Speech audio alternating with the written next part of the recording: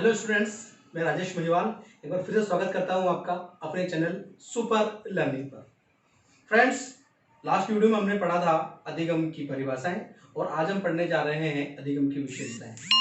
दोस्तों, आपने बहुत सारी परीक्षाएं दी होंगी, उनमें एक सवाल आपने देखा होगा।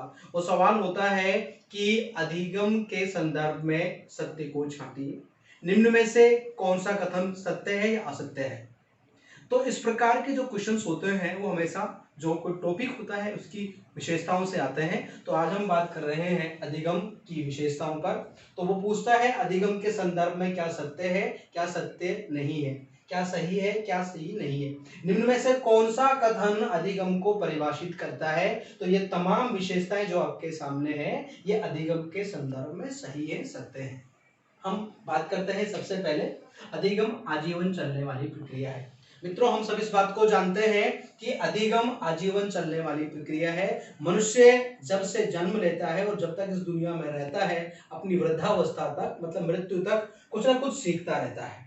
दूसरी बात, जो अधिगम है वो परिवर्तन की प्रक्रिया है, इसमें कोई दो राय की बात नहीं है। हमने शुरू में जब पढ़ा था हमारी पहली वीडियो में, अगर आपने नहीं देखी है तो डिस्क्रिप्शन में जाकर के आप उसको देख सकते हैं। वहां हम अधिगम की परिभाषा की बात करते हैं तो वो कहते हैं कि अनुभव और अभ्यास द्वारा व्यवहार में अपेक्षाकृत स्थायी परिवर्तन। तो परिवर्तन किसमें? व्यवहार में।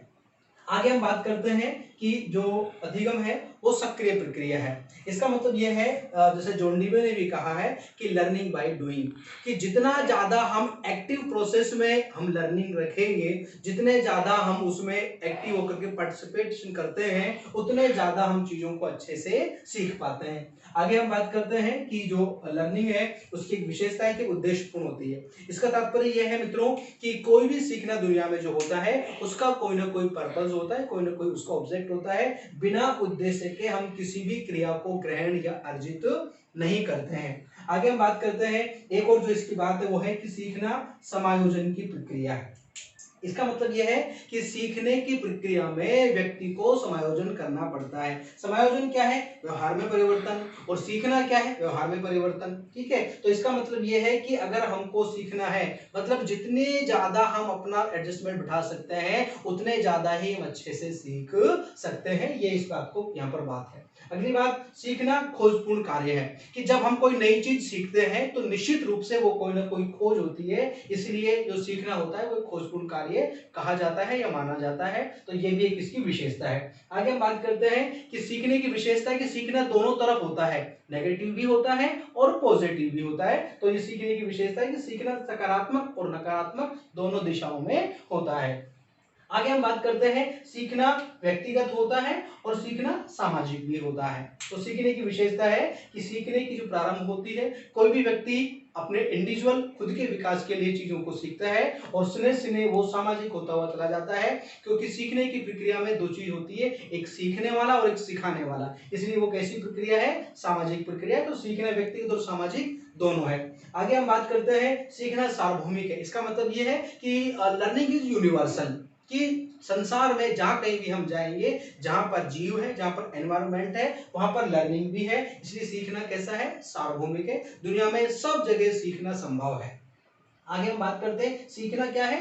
ये क्रिएटिव वर्क है, इनोवेटिव वर्क है। तो सीखना सृजनात्मक कार्य है। इसका मतलब क्या है कि सीखने के दौरान हम कोई नई चीज सृजित करते हैं, नई चीज, नई क्रिया सीखते हैं, मतलब कोई नया इनोवेशन करते हैं। आगे हम बात करते हैं कि सीखने की विशेषता है कि सीखना प्रोसेस एंड प्रोडक्ट दोनों है। सीखने में प्रक्रिया है और सीखना उत्पाद है, मतलब कि सीखने के परिणाम स्वरूप हम किसी न किसी चीज को अर्जित करते हैं, तो वो उसका प्रोडक्ट है, वो उसकी प्रोडक्टिविटी है, उत्पाद है। आगे हम बात करते हैं, जैसा वुडवर्थ ने कहा है कि सीखना विकास की प्रक्रिया है। सीखने की ये विशेषता है कि सीखने के बाद व्यक्ति का मानसिक, भाषाई, मतलब अनेक प्रकार के व्यक्ति के क्या होते हैं? विकास होते हैं। आगे हम बात करते हैं, सीखने की विशेषता है कि सीखना ज्ञान और अनुभवों का संचय है। जैसे कि स्किनर ने कहा है कि उत्तरोत्तर सामंजस्य, कि नई चीज आते जाती है और वो हमारे यहाँ पर जुड़ती हुई चली जाती है, नए नए अनुभव आते जाते हैं और हमारा जो ज्ञान है वो और ज्यादा से ज्यादा होता हुआ चला जाता है। तो सीखना ज्ञान और अनुभवों का संचय है। ये इसके बारे में सत्य है, सही बात है, इसकी विशेषता है।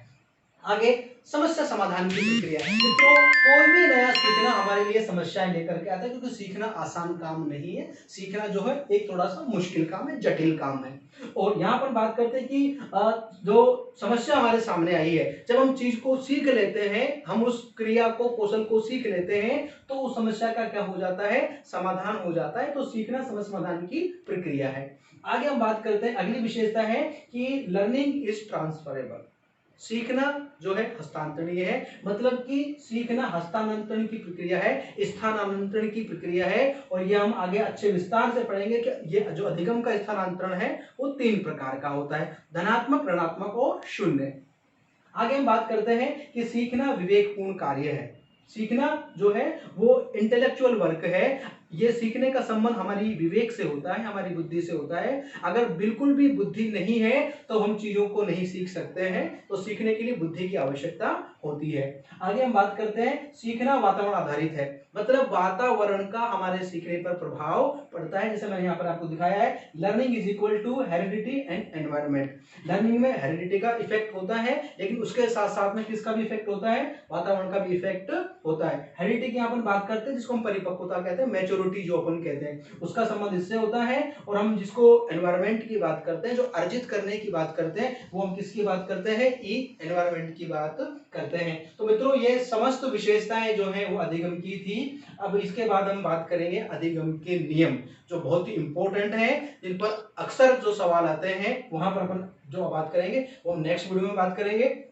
तो स्टूडेंट्स, आपको मेरा ये वीडियो कैसा लगा आप मुझे जरूर बताएं, ताकि मैं इसमें और इम्प्रूवमेंट और सुधार कर सकूं। और अगर कोई सवाल आपका हो, कोई क्वेरी आपकी हो, तो आप मुझसे पूछ सकते हैं। आप मेरा यहाँ पर जो डिस्क्रिप्शन बॉक्स है, आप उसमें मुझे कमेंट करके बात कर सकते हैं। स्टूडेंट्स, यदि आप चाहें तो इस मैटर को आप नोट भी कर सकते हैं। तो फ्रेंड्स, आपको मेरा ये वीडियो कैसा लगा आप मुझे जरूर बताएं। और अगर कोई आपकी क्वेरी हो, कोई क्वेश्चन हो, तो आप मुझे कमेंट बॉक्स में कमेंट कर सकते हैं।